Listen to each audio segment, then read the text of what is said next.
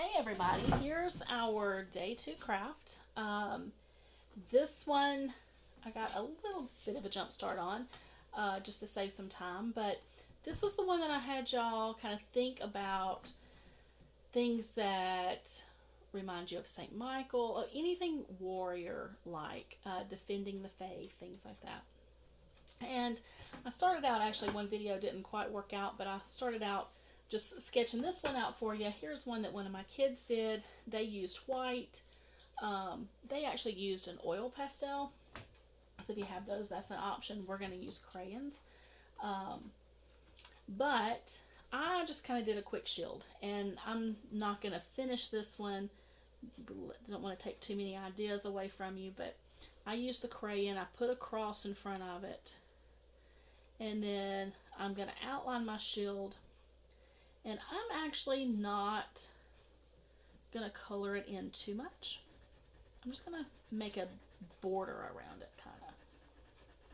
And this is called a resist painting. Resist means it will resist some of the water. This is, crayons are oil based, and so just like whenever you dye Easter eggs, you can draw on an Easter egg with a crayon and then dip it in the dye, and the dye won't go where the crayon was. So if you have a white or clear crayon, then you kind of get that outline. You can do it as dark as you want. If you don't like the white spaces, you can always watercolor it black, but I kind of like them, so I think it looks kind of neat. So anyway, you're going to do whatever you want to do. If you wanted to color it in, you could, just whatever. I use a pencil first just to sketch my design. You probably saw that. And then we're going to take our paintbrush. You're also going to need a cup of water, your watercolors, your crayons, your napkin, and your paintbrush. Now you want to keep your water clean. So you're going to take a clean paintbrush. You're going to dip it in the water, get a lot of water, and make a water bubble over whichever colors you're going to use. And it's going to spread out on this one. You can see how the colors really spread out and look like watercolor if you put enough water on them. With this one, I did a couple of different ways. This one is, in parts of the blue, have a lot of water on them. Some of these streaks have less water, so it holds its shape a little different. So depending on what you're doing, you use different strategies as to how much water. Once I do this, I'm going to use the blue, and I'm going to color in my shield. You can see I put a good bit of water. I got probably a little bit too much on my brush, but I like that dark blue and the way it looks. I can color over my cross. It's not going to stick to it. The water will settle on top, but you can always wipe that off.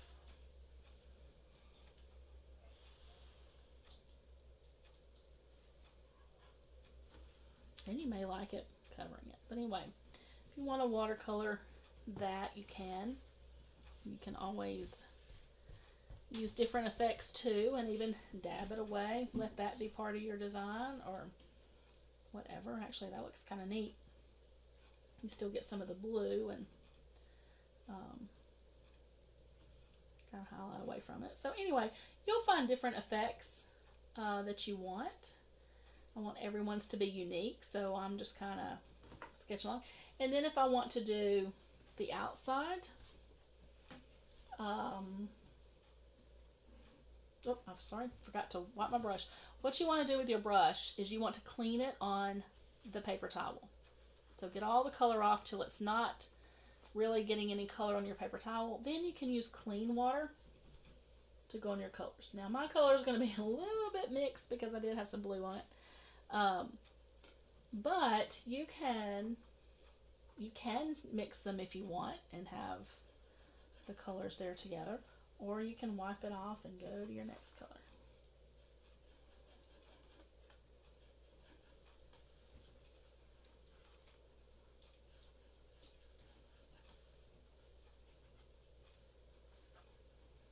Just whatever you want to do.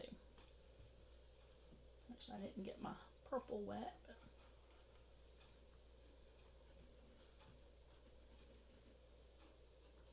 and if you can blend colors, just whatever you like to do. Um, like I say, I'm kind of doing this quick, and I don't want to give away too much ideas. I kind of like to do a base of color and then just put plain water on my brush and then mix those because you get some kind of neat streaks. But if you want more rich color, then you can just leave it. The drier the paint, the darker and all it's going to be. If you put it on your palette or on your canvas and it's a little thicker than you want, you can always add some water and carry it a little further. However you want to do it.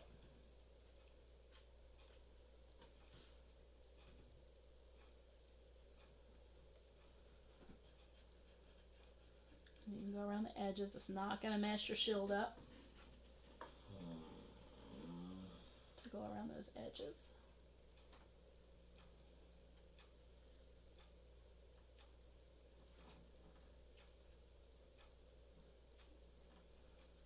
But anyway, like I say, you can do whatever you want to with it once you're done. Shoot us a picture. Let us see what you come up with. If you're really good at drawing or painting, I'm sure you can come up with something amazing. But even somebody that doesn't paint or draw like me can still come up with something pretty neat. So look forward to seeing what y'all come up with. Let us hear from you. Bye.